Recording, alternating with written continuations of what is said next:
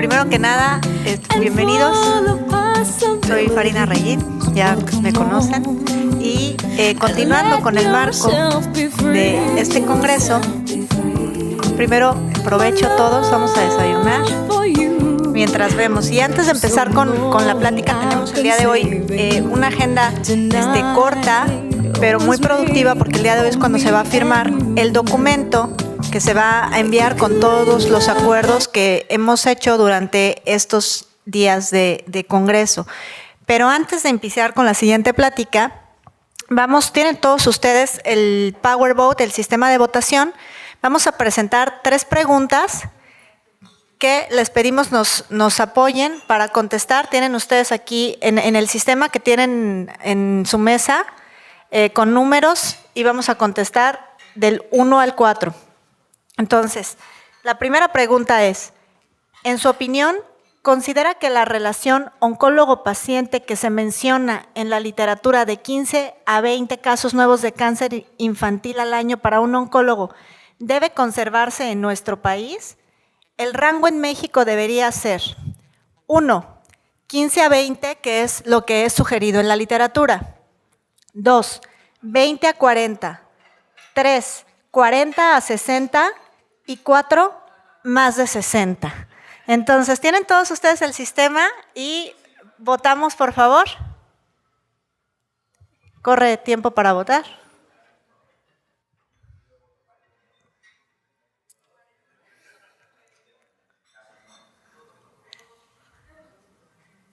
¿Listo?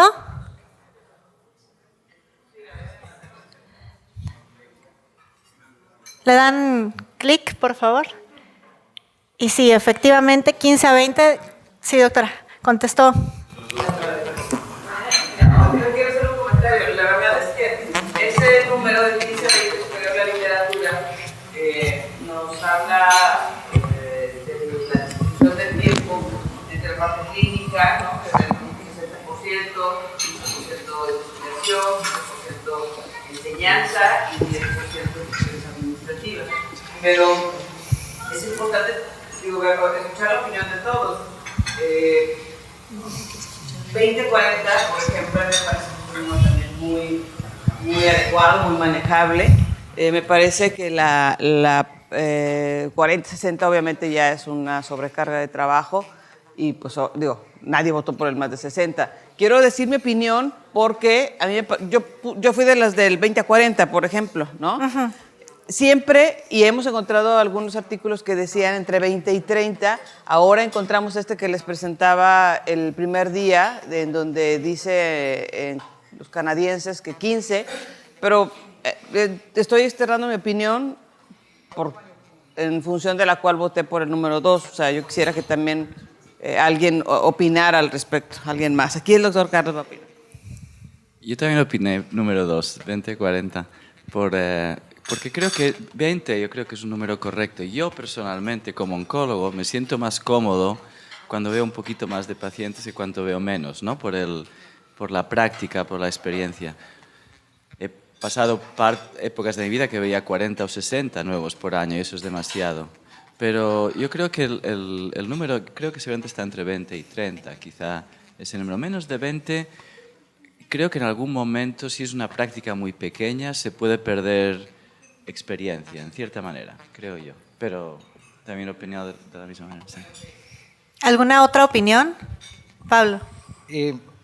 Aquí la cuestión tiene que ser, yo creo que un poquito más individual, porque depende de cuál es la carga administrativa que tiene cada centro. No veo aquí a Daniela Covarrubias, pero estaba yo platicando con ella ayer, por ejemplo, y tiene que estar en 2 centros al mismo tiempo, no tiene pediatra, ella ve sus urgencias, ve su terapia, y entonces o tiene el apoyo o la cifra es menor. Entonces aquí hay que ver la realidad de cada centro, porque sí me parece que un centro que tiene gente por clínicas y que puede organizar su trabajo y que tiene un apoyo administrativo significativo y que cuenta con residentes de especialidad, a lo mejor maneja 40 con más facilidad.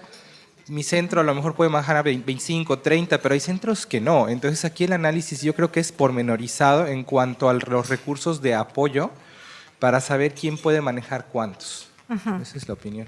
Sí, por aquí había otra opinión. Ara. Pues yo creo que hay que valorar muy bien los que estamos en centros en los que pues tenemos un poquito a lo mejor más de apoyo. De cualquier manera, o sea, nos corresponde desde canalizar al paciente, conectar el puerto, todos los pacientes que ingresan, programar el aspirado, programar la intratecal, tomas la muestra, o sea, tú picas al paciente, tú tomas la muestra, tú aplicas la intratecal, tú haces el citocentrifugado de líquido cefalorraquídeo, lo tiñes, lo lees, lo cuentas, lo reportas y pues es el costo, el tiempo que inviertes en ello es muy importante. Muchos no tenemos un laboratorio especializado que realice estas funciones, entonces, bueno, hasta de camillero tenemos que andar haciendo en muchas ocasiones. El tiempo que tardas, aunque tengas expediente electrónico, el tiempo que tardas a veces en una consulta, el indicador, por ejemplo, en mi hospital de una consulta de oncología es de 15 minutos. Entonces, es un tiempo que realmente no es el adecuado. Creo que cada hospital debe de tener sus indicadores en base a los recursos que tiene. El problema es de que no tenemos nosotros un indicador como tal, y para establecer el indicador nacional, pues tenemos que valorar, yo creo que todas estas circunstancias. Yo creo que sí, el dato de 15 a 20 quizá es el sugerido a la literatura, incluso considerando todos los servicios de apoyo que se tienen en otros lugares. Yo creo que deberíamos de quedarnos con de 15 a 20. ¿En tus condiciones en las que tú estás, cuál consideras que sea normal? Yo voté por el 1. ¿Tú votarías por el 1? Sí, ajá. 15 a 20.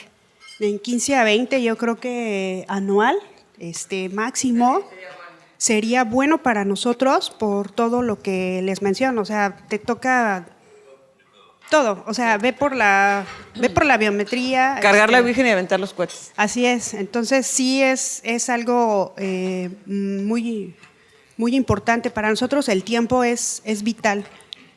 Yo tengo plaza de 6 horas y el tiempo en el que tengo que atender a los pacientes, pues es, a veces, si no tienes, por ejemplo, residente, y bueno, nosotros tenemos residentes, pues no la haces, ¿no?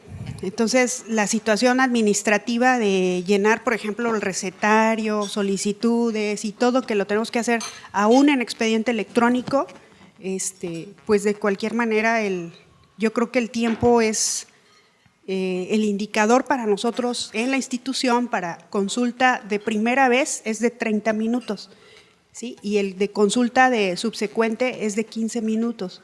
Entonces, yo sé que incluso cada hospital debe tener sus propios indicadores. Okay. Yo creo que una opción sería diferenciar como los esquemas de trabajo y poder decir, si tienes un equipo integrado que reúne todos los estándares que ya revisamos, pues podría ser 20 pacientes y si no en tu caso, por ejemplo, al revés, y si tienes todo, ¿no? O lo más que se pueda, entonces podría subir a 30. A mí me parece que 20 y 30 podrían ser como lo podríamos plasmar. Nada más, porque acuérdense que lo que quede, finalmente la gente lo va a usar como una referencia en el país, ¿no? O sea, tenemos esa responsabilidad también. Gabriel Peñalosa quería hacer un comentario también. Es que hay dos cosas también. Sí. Yo en el Juárez de México estuve solo 3 años y después llegó la doctora Velázquez. Estábamos 2 con 60 anuales durante 10 años. Entonces, estamos hablando de 2 cosas diferentes.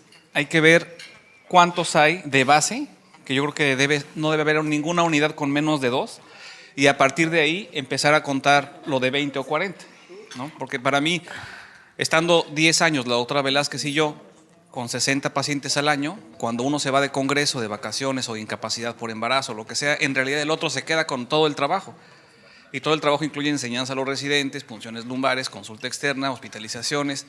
Entonces, hay 2 puntos aquí. Primero, no puede haber menos de 2 oncólogos en una unidad que tenga 60 al año.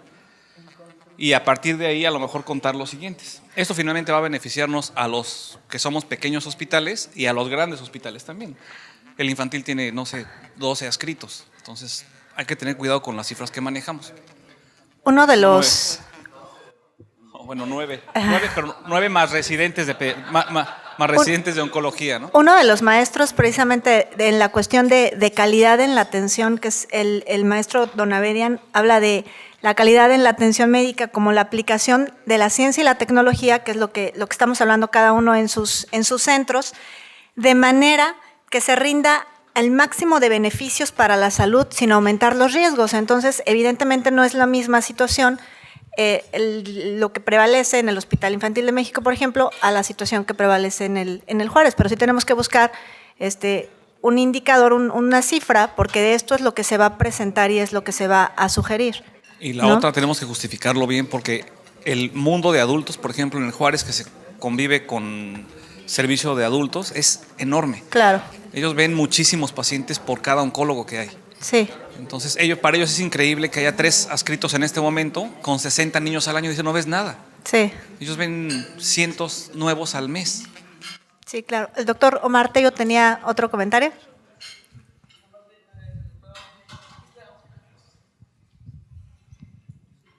Lo que propondría es que se haga una diferenciación entre los hospitales que tienen residentes, sea de oncología o de pediatría permanentemente, y los hospitales como el del niño morelense, por ejemplo, donde estamos solos.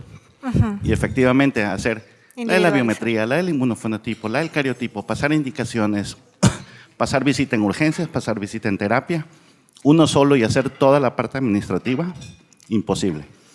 Le decía yo al doctor Carlos que al día miércoles yo tenía 21 pacientes nuevos y estamos en octubre y ya estoy saturado. Y sacaba esa calidad de platicar con los pacientes nuevos y decirles todo el detalle que a mí me gusta en lo particular hablar. Eso comienza a disminuir porque tienes que ver al siguiente y ver al siguiente. Entonces yo propondría hacer una separación 15 a 20, por ejemplo, con los centros que no tienen residencia en oncología o pediatría permanente y los centros que sí tienen eso. Esa sería mi propuesta. Ok. Si dejamos como mínimo 20, como máximo 30, Sí. No sé si les parece, ¿no? Porque también de ahí se deriva como una manera de poder sustentar la generación de plazas, ¿no? para oncólogos. O sea, creo que por eso digo que es bien importante lo que vamos a dejar, porque hay una responsabilidad en función de la gente que vendrá, que egresará años después, y una herramienta también para poder presionar un poquito más a la creación de estas plazas o contratos, ¿no? Entonces, bueno, yo propondría dejar como mínimo 20, como máximo 30, Ok. si les parece, de Sí, acuerdo a están la de acuerdo. situación de cada centro. Doctor. Sí, mira, yo vengo del Hospital Miguel Hidalgo de Aguascalientes. Es una situación muy compleja también la que vivimos en el hospital, porque el centro geográfico nos ha obligado a ver pacientes de los estados vecinos. Por ejemplo, ahí me chuto casi todo Zacatecas, norte de Jalisco. Además que eso también te conlleva, el punto es el siguiente, bueno, si es un trabajo exclusivamente como oncólogo o pediatra, yo creo que la cantidad de pacientes que podemos ver, incluso 40, 60, se pueden ver cuando actúas solamente como oncólogo o pediatra. Aquí, francamente, yo creo que muchos venimos de hospitales donde a veces lo haces hasta de intendente. Llega el Seguro Popular y tienes que llenar una serie de plantillas que andas buscando y pierdes hasta 2 días en buscar la CURP del paciente, que a quién le interesa tener la CURP. Quieres programar una tomografía y tienes que irle a rogar a la jefa de rayos X para que te haga la tomografía y no te la quiere hacer porque le hizo una hace 3 meses. En mi caso tengo que programar, por ejemplo, los PET a Guadalajara, la tomoterapia a Zacatecas, entonces prácticamente se hace más trabajo que el de un aeropuerto. ¿Por qué no pedimos que nos, como dice Gabriel, bueno, mínimo 2 oncólogos, no, y luego encima me llegó el tercer oncólogo pediatra de Aguascalientes, pero como el señor es trasplantólogo, entonces no ve oncología, o sea, no se rebaja a ver oncología. se dedica solamente a trasplante de médula ósea, cosa que se me hace muy raro porque no tenemos unidad de trasplante de médula ósea tampoco. Entonces, es algo raro, cuestión de que los apellidos entre los directivos y los nuevos contratados tienen mucho que ver. Entonces, el punto es, bueno, 2 oncólogos pediatras a fuerza por unidad, pero que también el Seguro Popular alguien nos ponga un pediatra que haga todo el trabajo, porque, que haga todo el trabajo de primera vez. Voy a esto, porque también nos obligan a dar los dichosos cursos de introducción a la oncología pediátrica, te tienes que parar ahí en el auditorio 2 días seguidos a perder el tiempo a hablar. Y al día siguiente y las siguientes 2 semanas tienes las colas de todos los niños que atendieron en los centros de salud que le encontraron el ganglecito. Entonces, duras 2 semanas sacando a esos niños con consultas de 3 a 5 minutos. Entonces, que se obligue también que tengamos un pediatra o un médico general, en todo caso, que depure todos esos casos y que sea el que, así el trasplantólogo sigue con sus trasplantes, nosotros con nuestra oncología, y alguien que nos ayude con lo administrativo, pero también sea bueno poner que nos quiten el trabajo administrativo, es un montón. Claro, finalmente es crear la necesidad para que nos... Pues hemos creado una necesidad de hacerlo, aquí yo creo que nadie tiene empacho en decir de qué tamaño son los expedientes de sus niños con cáncer, o sea, sí, claro. y hay quienes tienen 2 o 3 tomos, y toda la gente, ay, ¿qué tamaño de expediente? Sí, ¿y quién lo hizo? Sí. O sea, ese también lo hiciste tú, te sentaste en la máquina de escribir, que ya ni hay máquinas de escribir. Sí tienen todavía, ¿no? Entonces están peor que en Aguascalientes. Es histórico. Pasamos la siguiente pregunta, por favor. En su opinión, y viendo que muchos servicios de oncología pediátrica en México dependen de servicios de pediatría o medicina interna, entre otros, ¿debe el oncólogo pediatra ser el responsable de coordinar al equipo multidisciplinario que otorga atención a los niños con cáncer? ¿Un centro acreditado para oncología pediátrica debe tener asignado un jefe de oncología que reporta directamente a la dirección del hospital o división? Son 2 preguntas. Es la misma. Ok. Entonces, la segunda es, ¿un centro acreditado para oncología pediátrica debe tener asignado un jefe de oncología que reporta directamente a la dirección del hospital o división? Entonces, contestamos con su power vote. 1 para sí, 2 para no. Y corre tiempo.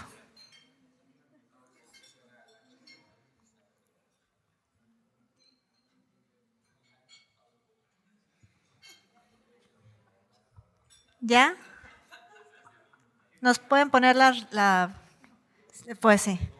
El 100% de los que estamos aquí estamos de acuerdo en que tiene que haber un jefe de oncología que reporte directamente a la dirección. Yo creo que en eso no hay ninguna controversia, ¿no? Todos estamos de acuerdo en eso.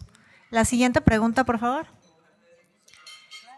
¿Considera usted que con base en la diversidad de los programas, servicios o unidades de oncología pediátrica, deberíamos promover una estratificación en base a la capacidad resolutiva y consolidar los apoyos entre las diferentes instituciones?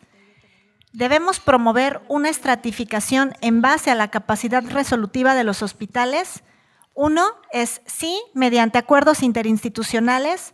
2, no, debemos mejorar la infraestructura de cada hospital. Y 3, es mejor solo estratificar en base a las cédulas del Seguro Popular, que es como estamos actualmente. ¿4 cuál? Igual nuevamente los invito a utilizar su power vote.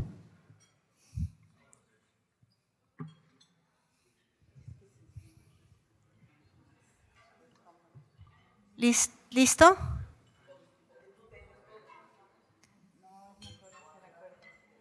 Ponemos la respuesta, lo que contestaron. Y el 74% sí, mediante acuerdos interinstitucionales, pero un 26% dice que no, que debemos mejorar la infraestructura de cada hospital. Pablo, tenías un comentario. Esta pregunta creo que era muy difícil plantearla de esta manera porque no puede ser categórica. Hay un punto intermedio, un matiz que creo que sería mejor que estas dos, porque hablamos desde antier que una de las causas más importantes de abandono es el viaje, es la distancia y los costos indirectos derivados. Entonces, aquí habría que precisar que tener acuerdos interinstitucionales para estratificar no significaría que el paciente necesariamente lleve todo el tratamiento fuera de su ciudad, sino que tengamos más bien la oportunidad de que el paciente sea referible para escenarios específicos como para, no sé, radioterapia o para cirugía de alta complejidad o para el inicio de un protocolo intenso. Estoy pensando, no sé, una leucemia de alto riesgo, pero que cuando ya esté en mantenimiento pueda regresar a su comunidad, ¿no? Si no tengo yo la infraestructura de terapia intensiva. Entonces aquí no es ni sí ni no, desde mi punto de vista, es un matiz intermedio que permita la referencia de pacientes para circunstancias particulares, tratando de mantener en lo posible, sin poner en riesgo al paciente, el tratamiento en su propia comunidad, porque eso nos daría lo mejor de ambos mundos. El manejo especializado cuando se requiere, pero el minimizar el riesgo de abandono. Ara. Perdón, doctora Sandra. O Ara. Yo nada más quiero apoyar la moción que acaba de decir Pablo. Me gustaría a lo mejor que hubiera una cuarta opción en la que pudiéramos poner, mejorar y hacer acuerdos institucionales, porque tenemos que ir de la mano con ambas. Claro. No podemos nada más tener acuerdos institucionales y ir decayendo en nuestra infraestructura. Nuestra infraestructura cada día la tenemos que mejorar. Por supuesto. En base al avance, a la tecnología. Yo creo que debería de haber una cuarta opción. Ok. Bueno, sí. Una cuarta opción, nada más de poner mejorar y acuerdos institucionales. Juntando o sea, 1 ambas. y 2 para lograr Sí. el 100. Ara. Sí, yo creo que igual la respuesta 1 y la 2 deben ir de la mano. O sea, no puedes hacer un acuerdo sin ofrecer una mejoría institucional, y yo creo que si no juntamos esas dos no vamos a llegar a mucho. Está bien, a mí me parece muy correcto. Ponemos las dos. Ok. Porque una es, acuérdense, todo tiene relación con muchos de los problemas que existen, y una es la parte de los acuerdos en donde caemos en el punto de el dinero cayó acá, ya no te lo puedo mandar, ya no te lo puedo pagar. O sea, entonces lo ponemos. Y la otra es también para pues manifestar que queremos mejorar la infraestructura de cada hospital, aunque también hemos visto que hay cosas que se necesitan resolver y que no necesariamente tiene, o sea, no necesariamente cada centro tiene que tener un acelerador, por ejemplo, no necesariamente cada centro tiene que tener la biología molecular. Digo, en todos los países, en Estados Unidos tienen centros de referencia, en Europa tienen centros de referencia, y creo que podemos hacer una combinación de las dos. Sí. Ok. ¿Algún otro comentario? ¿Tenemos otra pregunta? Listo. Bueno, entonces hemos visto que tenemos la necesidad de realizar continuamente un balance tanto de beneficios y riesgos frente a los problemas que nos plantean los pacientes para finalmente tener los mejores resultados posibles. De ahí que estemos monitoreando continuamente la calidad. Para monitorear la calidad podemos tener 3 orientaciones importantes. 1, monitorear la cuestión de actos y todos los procedimientos técnicos, que es lo que hemos estado haciendo durante estos días. 2, también monitorear las expectativas del paciente, y finalmente hacer un monitoreo de las herramientas gerenciales con las que contamos.